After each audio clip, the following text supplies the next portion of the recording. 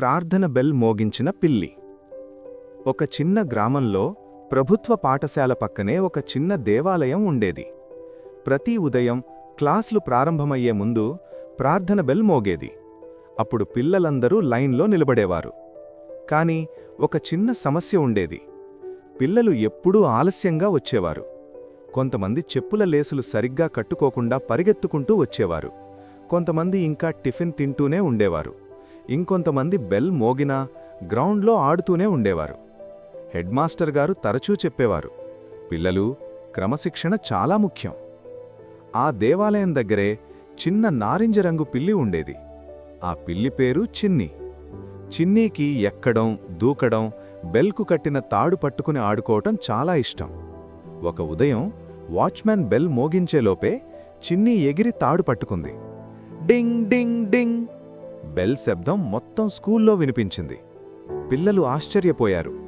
ఎవరింత తొందరగా బెల్ మోగించారు అని పవన్ అడిగాడు. పైకి చూసి తాడుపై ఊగుతున్న చిన్నీని చూశారు. అందరూ గట్టిగా నవ్వేశారు. మరుసటి రోజు కూడా అదే జరిగింది. కొంతమంది పిల్లలు నెమ్మదిగా స్కూలుకు వస్తుండగా మళ్లీ బెల్ మోగింది. డింగ్ డింగ్! మళ్లీ చిన్నియే. ఆ తర్వాత పిల్లలు త్వరగా స్కూలుకు రావడం ప్రారంభించారు. ఎందుకంటే పిల్లి బెల్ మోగించడం చూడాలనుంది. వాళ్లు వెంటనే లైన్లో నిలబడేవారు. ఆ సరదా మిస్ అవ్వకూడదని చూసేవారు. టీచర్లు కూడా నవ్వేవారు. ప్రతిరోజూ మందలించాల్సిన పని లేకుండా వాళ్లకి ఒక చిన్న సహాయకురాలు దొరికింది, చిన్ని. కొన్ని వారాల్లో మార్పు కనిపించింది. పిల్లలు ఆలస్యంగా రావడం మానేశారు. ఉదయాన్నే త్వరగా రెడీ అవ్వడం ప్రారంభించారు. ప్రార్థన సమయంలో సరిగా నిలబడేవారు.